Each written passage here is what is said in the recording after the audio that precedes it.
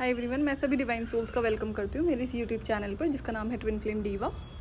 आज का जो टॉपिक है कि स्पिरिचुअल अवेकनिंग क्यों होती है और उसके बाद आपको करना क्या होता है। तो ये एक्चुअली में मेरा अपना रियलाइजेशन था जो कि इमीडिएटली अवेकनिंग के बाद में जो भी चीज़ें हो रही थी मेरे साथ में, तो बहुत सारे सवाल थे, तो वहाँ पर ये जवाब मिलता है और दिया भी गया था ये आंसर मुझे। तो इसलिए आज मैं इसको शेयर करूँ, ये बहुत ज़्यादा इंपॉर्टेंट है।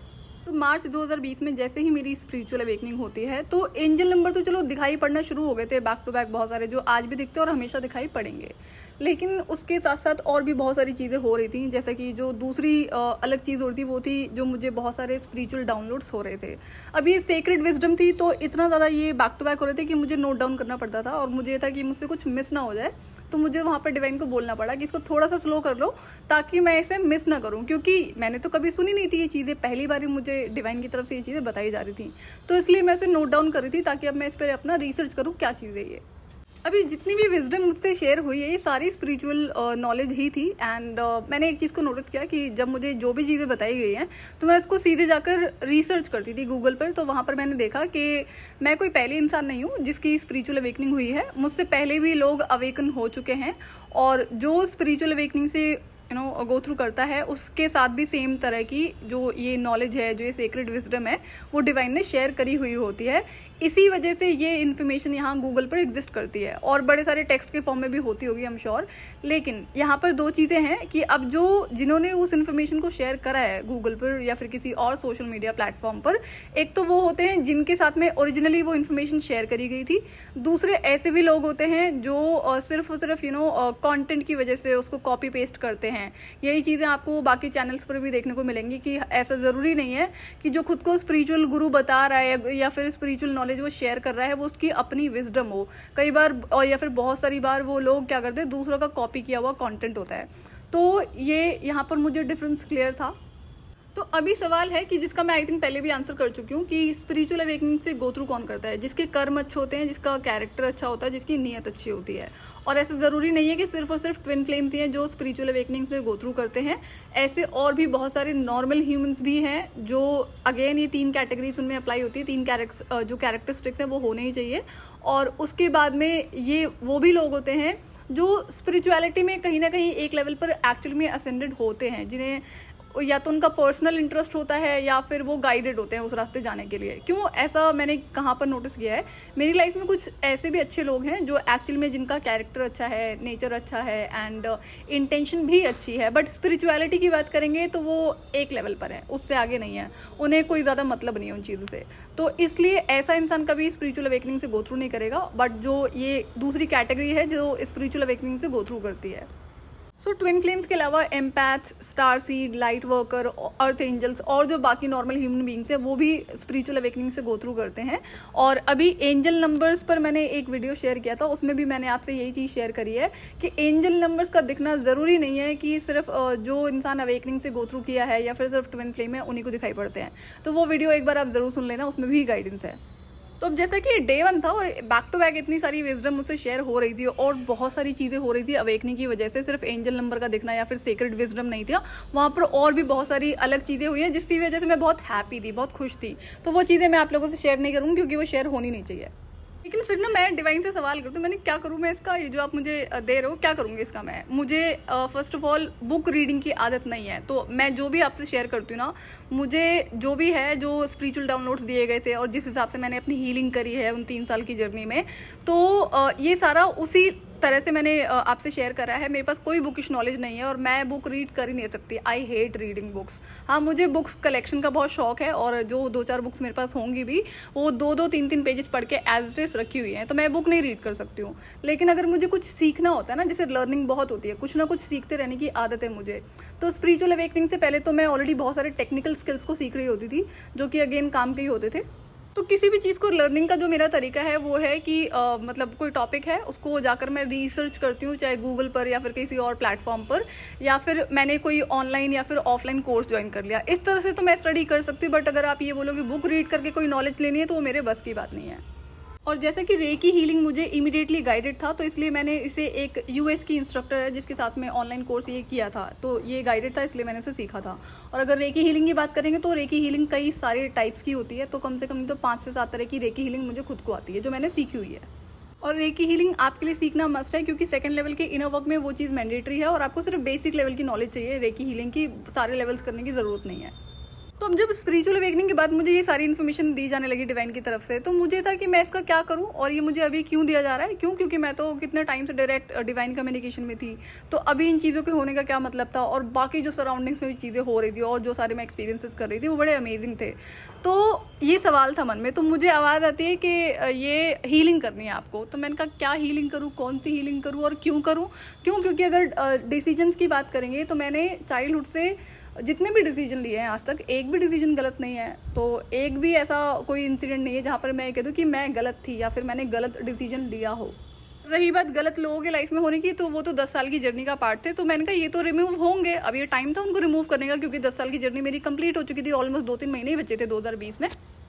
तो मुझे पता था कि अब इतने जो भी लोग हैं जो 10 साल की जर्नी में मुझे साइन हुए, तो वो एक दिन में तो निकाल नहीं पाऊंगी उन्हें मैं, कोई ना कोई तो मुझे रीज़न चाहिए। तो वो बैक टू बैक वो चीज़ें फिर क्रिएट होनी शुरू हो जाती हैं। लेकिन जो सवाल था कि मैं क्यों हीलिंग करूँ, दूसरी बात क्या होता है, जो फॉरगिवनेस की बात होती है, तो मुझे ये भी पता था कि मुझे फॉरगिव करने में कभी भी कोई प्रॉब्लम नहीं थी। चाइल्डहुड से कितने सारे गलत लोगों से इंटरेक्शन हुआ है, ईविल लोगों से इंटरेक्शन हुआ है, चाहे घर क्यों चाहे बाहर क्यों। तो वहाँ पर क्या होता है कि मैं बहुत अच्छी थी इन चीज़ों में कि मुझे किसी को माफ़ करने में कोई दिक्कत नहीं है। अक्सर मैंने लोगों को देखा कि उन्हें माफ़ करने में बहुत ज़्यादा प्रॉब्लम होती है। बल्कि मुझे ना डिवाइन की तरफ से ये रिमाइंडर होता था, कह लो कई बार डांट भी पड़ी कि तुम इस तरह से एक गलत इंसान को बार बार माफ़ नहीं कर सकती हो। और उल्टा मुझे रिमाइंडर होता था कि तुम्हें पनिश करना है। तो मुझे था कि पनिश तो मुझे नहीं करना है, और माफ़ी नहीं करूँगी तो फिर क्या होगा। मैं ग्रजेस होल्ड करके नहीं रखती हूँ। तो ग्रजेस ना होल्ड करके रखने की वजह से क्या होता है ना, आपका जो इनर चाइल्ड है अगेन वो हील्ड ही रहता है। तो मेरा तो इनर चाइल्ड शुरू से सुपर एक्टिव रहा है, तो उसमें कोई प्रॉब्लम नहीं थी। लेकिन बहुत सारी सिचुएशंस ऐसी होती थी जहाँ पर ना तो डिवाइन बख्शने को किसी को रेडी होते थे, और ना ही दूसरे इंसान जिस तरह की वो लोग गलतियाँ करते थे।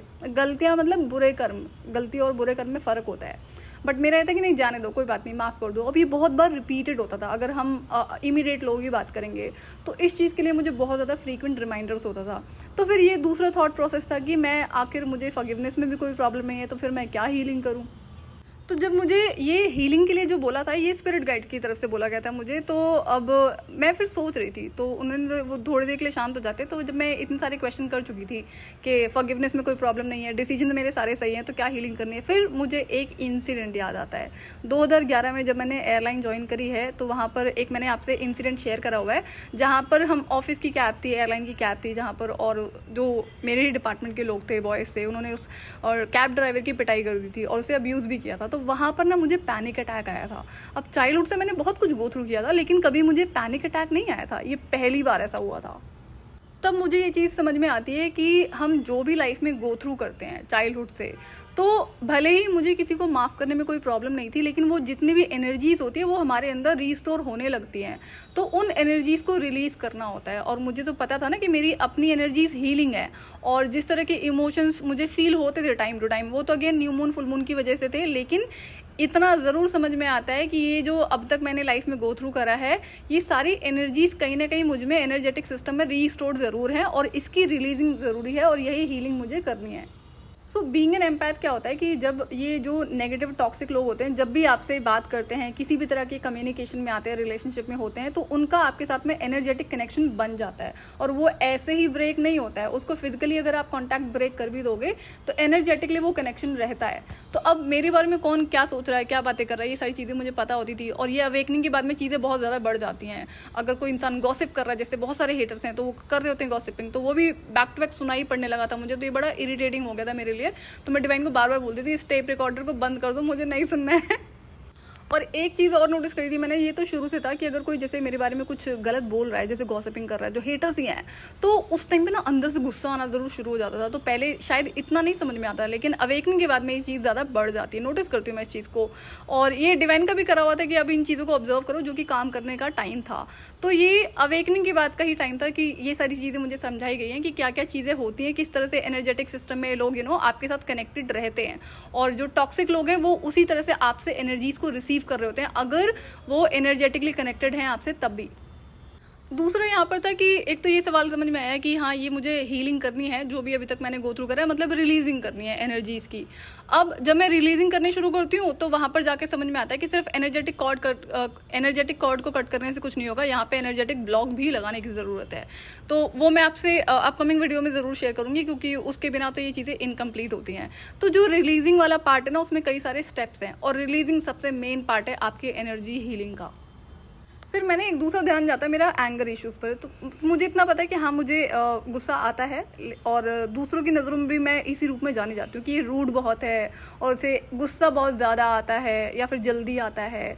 तो मुझे इतना पता था कि जो एक्चुअल जो एंगर है ना, वो आज तक कभी किसी ने फेस नहीं करा है, और वो मेरे अंडर था कंट्रोल में हमेशा से, जिससे कंट्रोल मेरा डिवाइन ने ले लिया था अवेकनिंग के बाद से। और मैं इस चीज़ से बिल्कुल भी खुश नहीं थी। क्यों? क्योंकि एक पता है कि वो एक अलग वर्जन है जो मैं कभी नहीं चाहती थी कोई भी इंसान फेस करे। लेकिन एक मेंटल जो विद इन क्लैरिटी होती है, वो बचपन से बहुत अच्छे से थी कि मुझे गुस्सा कब आता है, ये मुझे बहुत अच्छे से पता था कि मुझे गलत चीज़ें बर्दाश्त नहीं होती हैं। अब जो सराउंडिंग्स में लोग होते थे ना, जो गलत काम करते थे, चाहे वो किसी को परेशान करना है, तो वो एक्सपेक्टेशन लगाते हैं जिसको परेशान कर रहे हैं ना, वो चुपचाप उस बदतमीज़ी को टॉलरेट करे और उनकी सारे अत्याचारों को टॉलरेट करे, अपनी वॉइस को रेज ना करे। तो अगर आपने वॉइस रेस कर दी तब तो आप भाई आपको एंगर इश्यूज हैं, मतलब ऐसा इनका, मैंने ये चीज़ें अपनी सराउंडिंग्स में नोटिस करी थी। तो अगर मैं ऑफिस की बात करूँ तो मुझसे जनरली जो मैंने एक्सपीरियंस किया है, जो मुझसे लोग डेजिग्नेशन में ऊपर होते हैं ना, ये भी टॉप लेवल के, जब मैं बहुत छोटी एग्जीक्यूटिव लेवल पे थी तो ये जनरल मैनेजर है, सीनियर है, और या फिर डायरेक्टर है, यही लोग मैस करते थे। अब इनका ना एक माइंड सेट होता था, ये क्यों मैस करते थे, इनको ये था कि एक तो ये फीमेल है, दूसरा हमसे डेजिग्नेशन में बहुत कम है, तो ना तो ये रिप्लाई बैक कर पाएगी, और ना ही ये लड़ेगी, और ना ये जॉब छोड़ के जाएगी। तो मेरा तो एटीट्यूड ही एकदम ऑपोजिट था, किसी को पता ही नहीं था, क्योंकि मैं क्या हूँ वो आप मेरी शक्ल देख के तो ऑफकोर्स नहीं बता सकते हैं। तो अब क्या होता है, जब ये लोग मैस करते थे तो इन्हें तुरंत मैं इनकी जगह दिखाती थी, फिर चाहे आप किसी भी डेजिग्नेशन के रहे हो, आप कोई भी रहे हो। तो मैंने कभी किसी को बख्शा नहीं है, क्योंकि मेरी तरफ से चीज़ें कभी शुरू नहीं होती हैं। आपने एक बार कोई चीज़ शुरू करी है तो मैं एक बार ज़रूर आपको इग्नोर करूँगी, उस चीज़ को कोशिश करूँगी कि डिनाई कर दिया जाए, हटा दिया जाए, इग्नोर करा जाए। बट ऐसे लोग ना मानते नहीं हैं। तो जो डेजिग्नेशन में बैठे हुए हैं ना, उनको लगता है कि नहीं, सारी पावर तो डेजिग्नेशन की है। तो मैं उन्हें उनकी जगह ज़रूर दिखाती थी, क्योंकि ये चीज़ मुझे डिवाइन ने कभी टॉलरेट करना सिखाया नहीं है। और ये था कि माइंड गेम खेलना या फिर मैनिपुलेशन को यूज़ करना, ये मैं नहीं करूँगी। ये मेरी एक चॉइस थी, जो कि चाइल्डहुड में मैंने इस डिसीजन को लिया था कि मुझे पता है मेरे पास बहुत सारी पावर्स हैं, और अगर मैंने इसको यूज़ करना शुरू करा ना तो सामने वाला बड़ी बुरी सिचुएशन में आ जाएगा। तो ऐसा ना करना एक चॉइस थी, और मुझे डिवाइन बोलते थे मैनिपुलेशन को यूज़ करने के लिए सिर्फ उन्हीं लोगों के साथ में जो इस तरह के मैनिपुलेशन को यूज़ करते हैं। तो अवेकनिंग के बाद तो मुझे कुछ और ही करना था। मैंने डिवाइन को कमिटमेंट दिए हुए थे कि हाँ ठीक है, अगर मैं गलत साबित होती हूँ तो मैं आपके कहे हुए चेंजेस को अपनाऊंगी। तो फिर यहाँ पर जो एंगर वाली बात थी ना, कि जो इंस्टेंट लोगों को रिएक्शन देखने को मिलता था, तो मैंने कोई बात नहीं, मैं इसको चेंज कर देती हूँ। मैंने कहा let me show them their place in other way, कि भाई लेट मी शो देम कि मैनिपुलेशन होता क्या है, माइंड गेम होती क्या चीज़ है। मैंने इनके तो फिर बस की बात भी नहीं, उसको झेलना है, हैंडल कर पाना है, फिर ये बहुत बुरी सिचुएशन में होंगे। तो मैं अवेकनिंग के बाद में इस पर कंट्रोल लगाती हूँ कि नहीं, आज के बाद जब भी ऐसी सिचुएशन होगी ना, जब भी ऐसा इंसान कोई हरकत करता है, मैस्कुलिन से फेमिनिन से हैं, जो इंटेंशनली आपको कुछ बोलते हैं या फिर कोई सिचुएशन क्रिएट करते हैं, ऐसी बड़ी सारी चीज़ें रही हैं ना, तो मैंने फिर उनके साथ ये चीज़ें उन्हें शो करनी शुरू कर दिया कि नहीं, now you need to handle the manipulation ना, जो आपको समझ में भी नहीं आएगा कई साल लग जाएंगे उसको समझने में। और तो ये बड़ा फ़नी हो गया था। तो मैंने इस पर कंट्रोल लगाया। तो मुझे पता था कि मुझ में एंगर इश्यूज़ नहीं है, रियल एंगर तो भगवान ना करे कभी किसी को झेलने को मिले। बट देन अवेकनिंग के बाद की सिचुएशन बहुत डिफरेंट थी। जैसा कि जो मेरी फ्रेंड का इंसिडेंट हुआ था, वहाँ से ना मुझ में बहुत सारी चीज़ें बदल जाती हैं कि नहीं, आज तक तो मैं, अभी तक तो मैं कभी किसी को पनिश करने को रेडी नहीं थी, और अब मैं किसी को बख्शने को रेडी नहीं। तो जो एंगर था उसमें मुझे सिर्फ और सिर्फ एक डिसीजन चेंज करना था, दैट्स इट। तो अभी ये था कि अब रिएक्शन नहीं करना है, कोई रिस्पॉन्ड नहीं करना है, इट्स जस्ट दैट जैसे ये लोग हैं इनके साथ में इनके लेवल की चीज़ें इनको शो करनी है, दैट्स इट, और कुछ भी नहीं करना था। बट बाकी लोगों को लगता है कि उनके अंदर एंगर इश्यूज़ हैं, तो ना सिचुएशन को आपको समझना पड़ता है कि आप गलत चीज़ों को टॉलरेट करते हो। मैं तो नहीं करती हूँ, ना मेरे बस की बात थी, मुझे सिखाया नहीं था डिवाइन ने कभी भी, लेकिन हाँ चेंजेस करने के लिए कहे जाते थे। तो एक्चुअली में एंगर इश्यूज़ थे नहीं। तो अब ये होता है कि अगर आप जब तक एज ह्यूमन यहाँ पर धरती पर रहते हो, वो अगेन आपके बीइंग का एक पार्ट है जिसे कम्प्लीटली रिमूव नहीं किया जा सकता है। लेकिन हाँ, इसको कंट्रोल आप ज़रूर कर सकते हो कि अगर कोई ऐसी सिचुएशन क्रिएट हुई है तो वहाँ पर रिएक्ट करना है, रिस्पॉन्ड करना है, या फिर आपको कॉन्शियस डिसीजन लेना है। तो ये तीनों सिचुएशंस होती हैं। इस पर मैं एक सेपरेट वीडियो ज़रूर शेयर करूँगी। अब जैसे मैं रिलीजिंग स्टार्ट करती हूँ ना, रिलीजिंग में बहुत सारी चीज़ें करनी थी, कोई एक दिन का काम नहीं था और ये कोई एक महीने में भी नहीं हो पाया था, कई सारी चीज़ें इसमें करनी थी। तो अब इसमें क्या होता है, ऑल ऑफ अ सडन कि मैं क्या देखती हूँ कि जब मैं सो जाती हूँ तो उस टाइम पर ना कुछ, या तो मैं किसी दूसरे रेल में हूँ या फिर ऐसी मेमोरी है जहाँ पर मेरी ना कुछ नोन लोग हैं, इमीडिएट फैमिली मेम्बर्स है, वहाँ पर बहुत ज़्यादा मतलब लड़ाइयाँ हो रही हैं, लड़ाइयाँ as in like verbal arguments हो रहे हैं। और जब मैं सोकर उठती हूँ ना तो मेरी बॉडी बहुत ज़्यादा ड्रेन्ड होती है, मैं मतलब हेल्थ जैसे ख़राब हो जाती है। तो यही वो रियलाइजेशन था जहाँ से मुझे समझना पड़ता है कि अभी यहाँ पर सिर्फ फिजिकल कांटेक्ट को ब्रेक करने से या फिर एनर्जेटिक ब्लॉक लगाने से कुछ नहीं होगा, यहाँ पर और भी बहुत सारी चीज़ें हैं जो करनी पड़ेंगी। तो वहाँ से मैं करना शुरू करती हूँ एंड देन बाकी जो अटैक्स तो बढ़ ही गए थे स्पिरिचुअल अवेकनिंग के बाद में। और मैं कार्मिक ट्विन फ्लेम की इमीडिएट नेबर होने की वजह से मुझे और बहुत ज़्यादा इश्यूज फेस करने पड़ रहे थे, वो मैं आपसे ऑलरेडी प्रीवियस वीडियो में शेयर कर चुकी हूँ। उसमें जो भी रियलाइजेशन था डिस्टेंस की वजह से वो आप प्रीवियस वीडियोस में सुन चुके होंगे अगर आपने स्टोरी पूरी सुनी है तो। जैसे ही मैंने रिलीजिंग शुरू करी तो वहाँ पर मुझे गाइडेड भी था प्लस में रियलाइजेशन भी था कि एक्चुअली में रिलीजिंग में और हीलिंग में मुझे बहुत सारा काम करने की ज़रूरत है। भले ही मुझे किसी को माफ़ करने में कोई प्रॉब्लम नहीं है और मैं भले ही कितनी क्विक हूँ लोगों को अपनी लाइफ से कट ऑफ करने में, बट स्टिल, और जबकि मेरी बहुत सारी जो बाउंड्रीज होती हैं वो मैंने चाइल्डहुड से कैरी करी है। मैं अपनी बाउंड्रीज ना तो खुद ब्रेक करती हूँ ना किसी को ब्रेक करने देती हूँ। तो इतनी सारी चीज़ें स्ट्रांग होते हुए भी मुझे बहुत सारी हीलिंग करनी थी। तो वो जो एक साइड है ना जो जिस पर जो आज तक कभी लोगों ने फेस नहीं करा था, सिर्फ थोड़ा बहुत देख ही लिया होगा कि हाँ गुस्सा है, तो ये मुझे पता था कि मेरे कंट्रोल में रहता है और ये बड़ी पावरफुल चीज़ है जो अगर एक बार बाहर आएगी तो बहुत डिफिकल्ट हो जाएगी इसको हैंडल करना। तो जब मैं डिवाइन से बोल रही थी मैंने कहा इसी वजह से तो मैं आपसे भी कई बार रूड हो जाती हूँ और ये बड़ी गलत चीज़ है ना, ये नहीं होना चाहिए। तो डिवाइन कहते हैं कि अब तक तो तुमने करा क्या, हम तुम्हें कब से बोलते हैं ना कि तुम्हें लोगों को माफ़ नहीं करना है, तुम्हें लोगों को पनिश करना है। ये गलत लोग ही बता रहे हैं, जो ईविल लोग हैं, दुष्ट लोग हैं। तो इसलिए अब तुम्हें इसी रूप में रहना है धरती पे ना, अब इसका कंट्रोल तुम्हें वापस नहीं मिलेगा। तो ये जो था तो मैंने ठीक है, अब जैसी आपकी इच्छा, मुझे तो कोई दिक्कत नहीं है, अब होगा जो नुकसान हो जाएगा, मुझे से कोई परेशानी नहीं है, आप ही की चॉइस है। तो जब रिलीजिंग मेरी कंप्लीट हो जाती है तो वहाँ पर और बड़ी सारी चीज़ें मुझे करनी थी। तो ये स्टेप बाय स्टेप डिवाइन की ही गाइडेंस थी और अगर आप एक रियल ट्विन फ्लेम है तो आपको ये करना ही पड़ेगा। तो हीलिंग भी कोई एक दिन का काम नहीं है और इसमें कई सारी चीज़ें फॉलो करनी होती हैं और जो मुझे करना था वो सारा डिवाइनली गाइडेड था। और जैसा कि मैं कह चुकी मेरे पास कोई भी बुकिश नॉलेज नहीं है, सब कुछ डिवाइनली गाइडेड था और वही चीज़ें मैं आपसे शेयर करूँगी। और ये बहुत ईजी प्रोसेस है, ऐसा कोई टेक्निकल चीज़ें नहीं है जो आपको करने में कोई प्रॉब्लम होगी, बहुत ईजी सी चीज़ें हैं। तो इसीलिए मैं आपसे कहती हूँ कि धरती पे लाइफ कभी भी टफ नहीं थी, ये इंसानों ने टफ बनाई है। क्यों? क्योंकि मेंटली कंफ्यूज करने वाले बहुत सारे लोग हैं, वो आपको दिखाएंगे कि उनके बिना तो आप कुछ कर ही नहीं सकते हो, जबकि लाइफ बहुत एक्चुअली में आसान है। बहुत छोटे छोटे से प्रोसेस हैं, चाहे वो हीलिंग का हो या फिर कोई और चीज़ें हों। हाँ, पावर्स के एक्टिवेशन की बात आती है तो उसका कंट्रोल डिवाइन के हाथ में होता है। अगर आप उसे डिजर्व करते हो, आप उसके लायक हो, तभी उसका कंट्रोल आपको दिया जाएगा, अदरवाइज नहीं दिया जाएगा। और हर ट्विन फ्लेम की पावर्स अलग होती होंगी, हर ट्विन फ्लेम से गिफ्ट्स भी अलग होते हैं, जैसे मुझे अपने पता है। तो आपको भी अपने रिकॉग्नाइज करने शुरू कर देने चाहिए। तो स्टेप बाय स्टेप पर मुझे डिवाइन की तरफ से गाइडेंस दी जा रही थी, कौन सी हीलिंग अब कब कौन सा क्या करना है, या फिर अब कौन से एक्टिवेशन करना है, या फिर कौन सी और चीज़ें मुझे स्पिरिचुअल प्रैक्टिसेस में करनी थी। तो जो भी चीज़ें मुझे गाइडेड हैं वो मैं आप लोगों से शेयर कर दूंगी, सारी तो मुझे अलाउड नहीं होंगी क्योंकि मुझे अलग चीज़ें जो सिखाई गई हैं वो मेरे मिशन की वजह से भी हैं, तो वो चीज़ें मैं आपसे नहीं शेयर करूँगी। बट बाकी जो बेसिक है जो आपको करना ही होता है वो ज़रूर मैं शेयर करूँगी आपसे। जो भी इंसान स्पिरिचुअल अवेकनिंग से गो थ्रू करता है उसकी लाइफ में एक चीज़ ज़रूर कॉमन होती है कि उसने ट्रॉमा से गो थ्रू ज़रूर करा होता है। और जनरली ब्लॉकेजेस और टॉक्सिक पैटर्न्स हर इंसान की लाइफ में होते ही होते हैं। आपको बेयरली कोई ऐसा इंसान मिलेगा जहाँ पे आपको पैटर्न्स देखने को नहीं मिलेंगे जब बात नेगेटिव पैटर्न्स की आएगी। तो जो भी स्पिरिचुअल अवेकनिंग से गो थ्रू करता है उसे एक्चुअल में इमीडिएटली अवेकनिंग के बाद में हीलिंग करनी होती है। अवेकनिंग का मतलब ही यही है, सबसे पहला जो स्टेप है वो आपको इनर हीलिंग की तरफ मूव ऑन करना होता है। लेकिन ट्विन फ्लेम जर्नी में क्या होता है, जो ट्विन फ्लेम्स है जब वो लोग अवेकनिंग से गो थ्रू करते हैं तो वहाँ पर ये लोग कुछ गलतियाँ करनी शुरू कर देते हैं, जिसकी वजह से एक्चुअली में इनकी लाइफ में डिले होता है जब बात हीलिंग की आती है। और अवेकनिंग से पहले एंड अवेकनिंग के तुरंत बाद भी मुझे 2-3 बार डिवाइन से डांट पड़ी थी, वार्निंग्स मिली थी ना, कुछ तो कार्मिक लेसन थे कि मैं किसी के कर्मफल के रास्ते कई बार आ चुकी थी। तो वहाँ से मैं एक्चुअली में इस रीज़न की वजह से भी अपने कार्मिक लेसन्स पर बहुत ज़्यादा ध्यान देना शुरू कर देती हूँ कि नहीं, वहाँ पर ना छोटे बड़े और बहुत बड़े कार्मिक लेसन्स थे मेरी लाइफ में बहुत सारे जो मुझे लर्न करने थे। तो मैंने इन चीज़ों पर ध्यान रखा कि मैं इनर हीलिंग तो कर ही रही थी, साथ के साथ मैं अपने लेसन्स भी लर्न कर रही थी।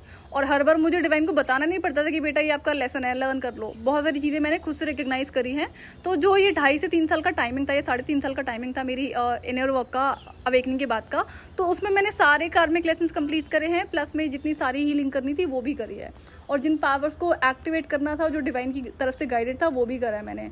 तो ये बहुत ज़्यादा सुपर कॉन्शियस लाइफ मैंने चाइल्डहुड से जी है, इसलिए मैं 3 साल के अंदर कर पाती हूँ। अदरवाइज अगर देखा जाए तो 3 साल का टाइम भी बहुत कम था जिस हिसाब से मैंने हीलिंग करी है। तो बाकी ट्विन फ्लेम्स क्या करते हैं, वो करते ज़रूर है हीलिंग, लेकिन उस टाइम पे क्या करते हैं, वो ट्विन फ्लेम पर फोकस होते हैं। उसकी लाइफ में क्या चल रहा है, वो इंसान क्या कर रहा है, उसकी थॉट्स के बारे में जानने की कोशिश करना, चाहे कभी टैरो के थ्रू तो कभी चैनलिंग्स के थ्रू, बैक टू बैक चैनलिंग्स आप लोग सुन रहे होते हो। तो यहाँ पर क्या होता है ना, अगर ये सब करते हुए आप हीलिंग करने की कोशिश कर रहे हो तो वो हीलिंग आपके किसी काम की नहीं है।